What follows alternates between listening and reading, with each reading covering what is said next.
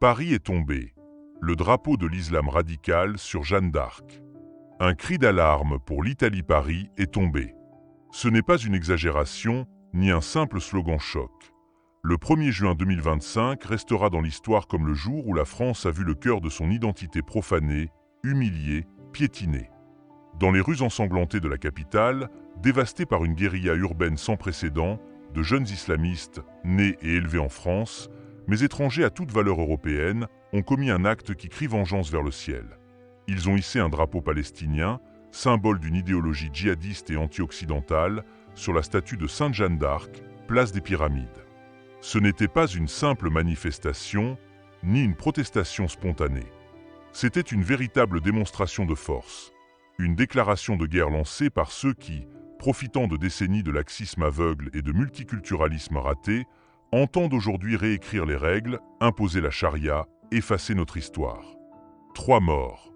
Un policier dans le coma. 599 arrestations. Voilà les chiffres. Mais derrière ces chiffres, il y a des visages, des blessures, des familles brisées. Et une image qui glace le sang.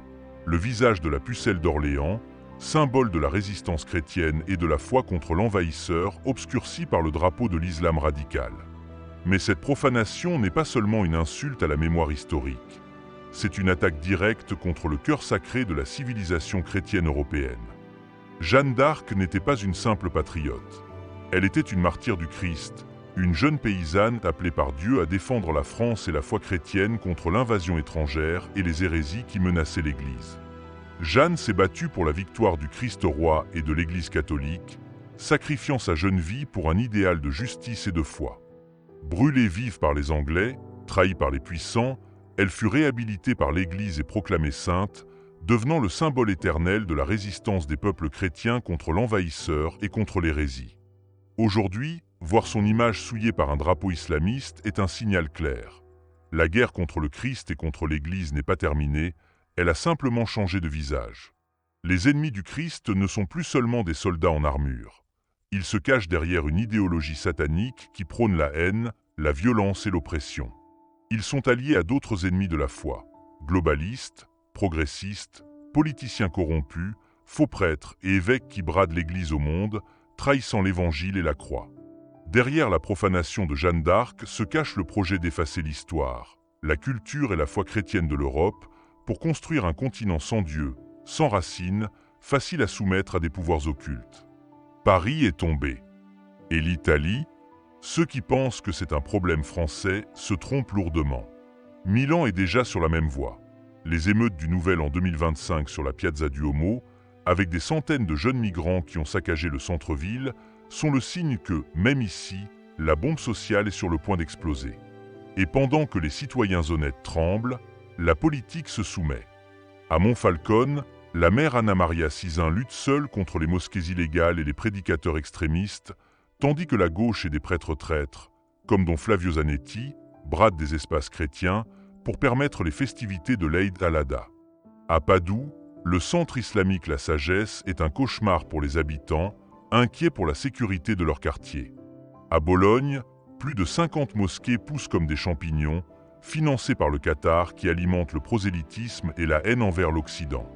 À Crème, un imam a osé justifier la polygamie, et à Assise, oui, la ville de Saint-François, un conseiller musulman, Adil Zawin, a été élu avec les voix de la gauche, introduisant l'islam politique au cœur de la chrétienté. Si nous ne nous réveillons pas, le destin de l'Italie sera le même que celui de la France.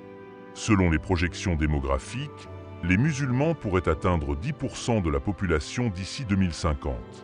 C'est la fin de notre culture, de notre foi, de notre identité. Que faire? Il faut agir maintenant, avant qu'il ne soit trop tard. Blocage total de l'immigration musulmane. Fermeture immédiate des mosquées. Rétablissement intégral du jus sanguinis. Celui qui n'a pas de sang italien, français n'est pas italien, n'est pas français. Point. La profanation de Jeanne d'Arc n'est pas seulement un outrage à la France. C'est un cri d'alarme pour toute l'Europe chrétienne. Si nous ne nous rebellons pas aujourd'hui, si nous ne défendons pas maintenant notre foi et nos racines, demain il n'y aura plus rien à défendre. Le temps des paroles est terminé. Il est temps de choisir. rester à genoux ou lever la tête et combattre pour le Christ, pour l'Église et pour notre patrie. Le pantin maçon, serviteur des banques, qui veut faire la guerre à la Russie et qui se prend des gifles de sa femme, ou plutôt de sa grand-mère, n'arrive pas à maintenir son pays sous contrôle, un pays rempli de gens qui ont fui l'échec de leur terre, des échecs qu'ils ont eux-mêmes causés, et qui sont incapables de remercier la terre qui les accueille et leur a donné un avenir. Ils veulent aussi faire échouer la terre qui les accueille, avec leur culture primitive et leur idéologie sanguinaire. Notre plus grand ennemi est l'éloignement de la foi, de Christ. L'ennemi intérieur est celui de la fausse gauche, d'une partie de la magistrature corrompue, et des dirigeants accrochés au pouvoir et non à Dieu et au bien-être du peuple. Aurons-nous une nouvelle Jeanne d'Arc ?